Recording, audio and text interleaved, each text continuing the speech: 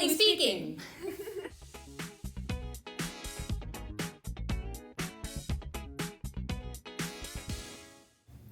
I'm Nande. I'm Whitney. And I'm McKenna.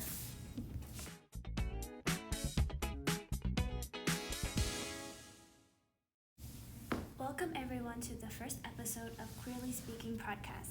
We are your hosts, Whitney, Nande, and McKenna. It's nice to see people tuning in. We are a new podcast that is going to mainly be touching on experience of queer people and the LGBTQ plus community. In today's episode, we will be talking about the man himself. Drum roll, please.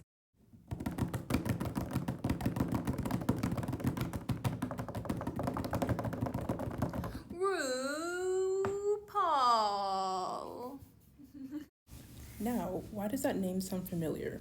Well, if you know the famous show RuPaul's Drag Race, then you are already one step ahead. Did you know his full name is actually RuPaul Andre Charles? He is an iconic producer and drag queen that is especially well known throughout North America. Born in the 1960s, RuPaul has been making an impact on the queer scene for a very long time. From music to bar gigs to TV hosts, most of it while in drag, there was so much he did to make further opportunities for people like him. We will be going over everything RuPaul today and looking at how he shaped the queer community and stepped up as a real queero. Now let's go back in time and look at how Ru got to where he is now. So Ru was born in San Diego and was the only boy out of his parents' 4 children. His siblings were all raised in the Catholic faith. His interest in drag started young, as he would frequently wear his sister's clothing and explore cross-dressing. His looks were inspired by stars like Jane Fonda and Diana Ross. Even though his family practiced Catholicism, his mom was especially accepting of his need to experiment in women's clothing. Here is a beautiful clip from a Medium reading he got with Tyler Henry, in which he mentions his mom's support for his queer lifestyle. I've never had a reading with someone so young, but I've seen Tyler on television, and I can feel the love. And there's so much information coming at us, so much mishigas, that having a medium help clarify and weed out what you don't need to focus on is so important. Did you bring an object today for me? I did. Awesome. Oh, I'm so excited. Oh my gosh, fabulous. Well, there is someone I'm interested in connecting with, and I did bring an object I've had for many, many years. So I'm excited about that.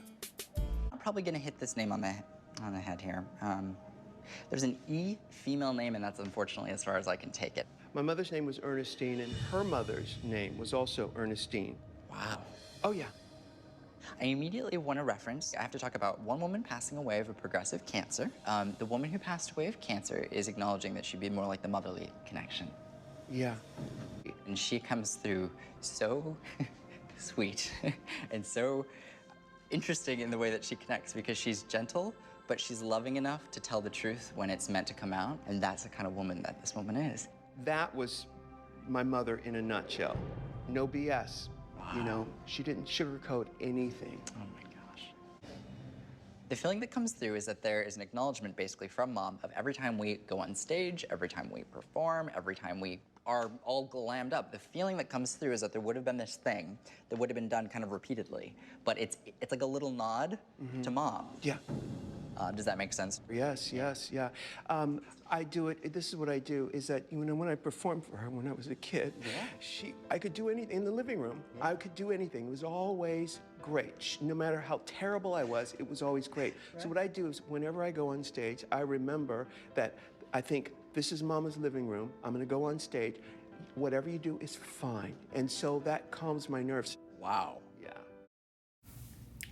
That's awesome. Yeah, I believe his mom being so open and having a lot of faith in Ru really helped give him a lot of strength to pursue his career into adulthood. Yeah, but it is important to remember that even though Ru is successful now, his success did not come easy for him. After his parents' divorce, he moved to Atlanta and attended Northside School of Performing Arts with his sister. Unfortunately, he didn't graduate, but attending the school introduced him to the world of performance and show business, which is pretty cool. After high school, he struggled as a musician and filmmaker during the 1980s, but this did not dampen his spirits. as he believed in his destiny. Ru eventually sent a photo of himself to a local TV program called the American Music Show so that he could appear on air. He eventually became a series regular with his new band RuPaul and the U-Hauls. The U-Hauls eventually broke up, and Wee Wee Pools was formed in their place, and they performed all around Atlanta. Yeah, and during this time, he also performed as a bar dancer at venues like the Celebrity Club, managed by a man named Terry Lee. Unfortunately, being a dancer and performer around this time was not an easy task for Ru. He mentions here in this one-on-one that the struggles that he faced. And just a little trigger warning, some of the struggles that Ru talks about in the next clip may be upsetting to hear. I have my shoes, I got my shoes. I don't have any lipstick on, Nelson. My hair is a mess. I've let these men touch all over me for the money. I'm trying to pay my rent. I'm trying to get a new apartment. And I let all these men touch me just because I wanted the money. Isn't that terrible? What else is there? What am I going to do? I'm in show business, you know? You gotta live, Ru. I've got to live, right? You have to let men touch you. Tickets. I didn't even get these. Well, I had a lot of drinks, and I said to myself, you know, what do you want? These guys, they look at you, they want to touch you. Charge them for it, damn it. What's the damn wrong with that, huh? Wow, that was really impactful. I also want to bring up a few roles Ru took on in the underground cinema, like the low-budget film called Star Booty. These roles didn't give him much exposure, unfortunately, but they further cemented his desire to pursue a career in show business. And then in the mid-1980s, RuPaul eventually left Atlanta and went to New York City and participated in an annual outdoor drag festival called Wigstock. Ru drew everyone's attention quickly because of his flamboyance and stage presence. He quickly became a hit club dancer and was titled Queen of New York.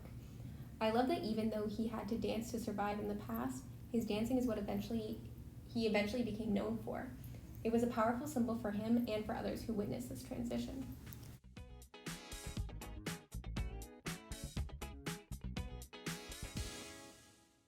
Now, this is where we see drag go mainstream. After venturing to New York, Ru quickly found different areas of success. He was eventually signed to a recording contract by Tommy Boy Records. His album Supermodel of the World was released, and a hit single spawned from the album called Supermodel, You Better Work.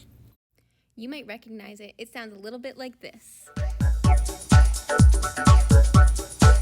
You better work, have a girl, work it, girl, give a twirl, do your thing on the runway, work. You better work it, girl, of the world, wet your lips and make love to the camera, work, turn to the left, work, now turn to the right, work, sashay, shantay, work, turn to the left, work, now turn to the right, work, sashay, shantay. And then in 1994, he made his true acting debut in Spike Lee's film called Crooklyn, which quickly launched his acting career. In 1995 alone, he starred in many films like the Brady Bunch movie.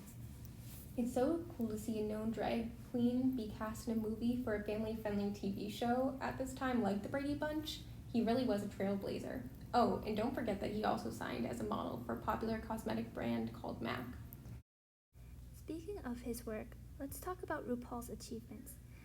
The most prominent being his own drag show host and producer of 15 seasons and counting, RuPaul's Drag Race.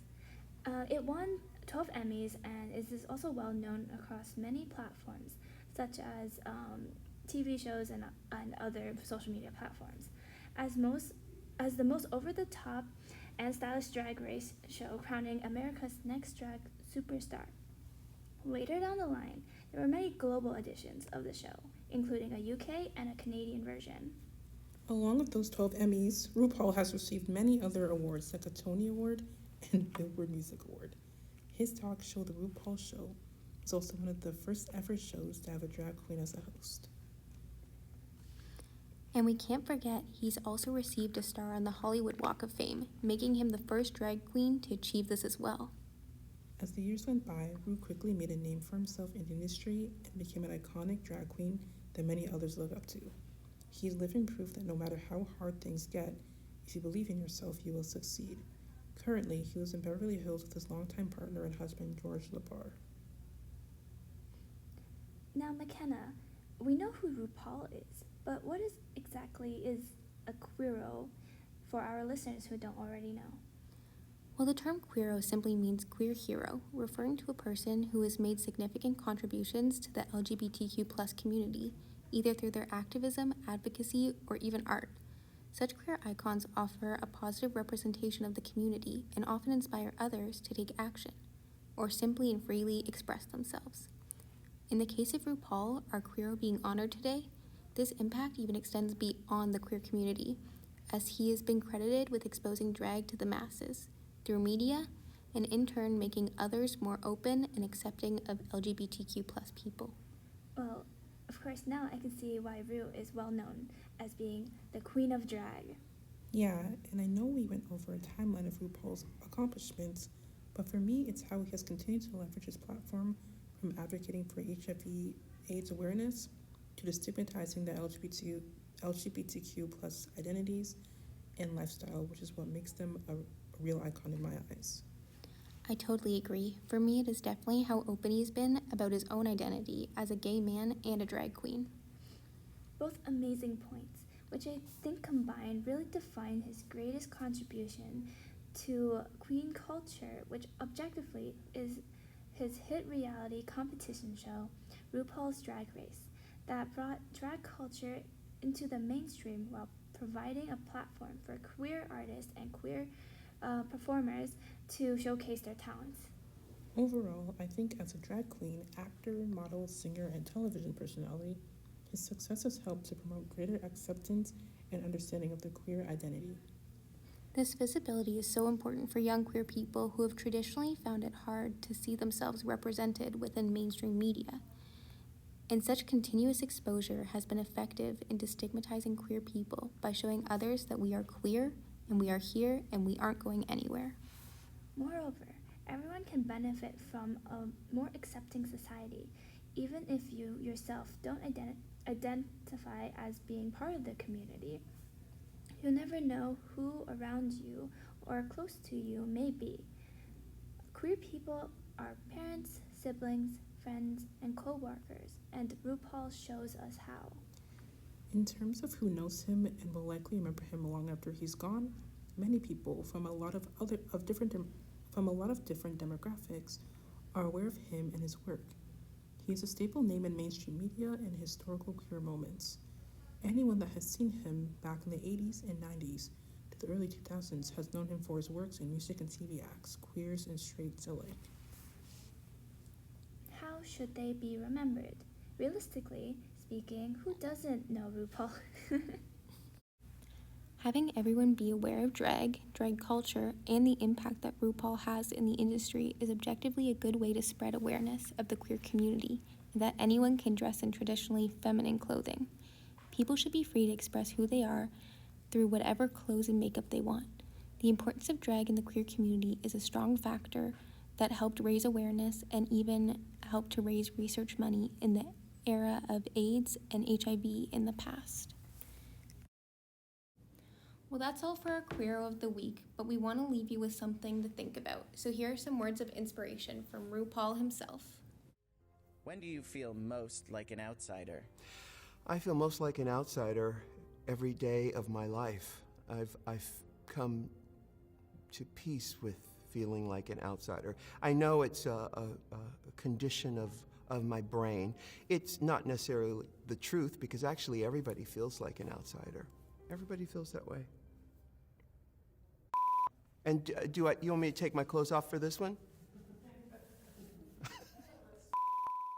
Okay, thanks for listening. All research sources will be linked in the description. Thanks for listening. Go be your own Queero.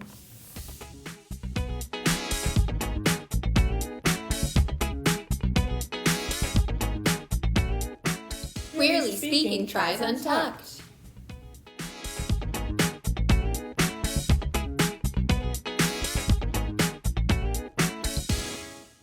In this segment, we're going to take after one of RuPaul's many popular shows, Untucked, that follows premieres of RuPaul's Drag Race, in which the stars talk about the secrets and behind the scenes of Drag Race.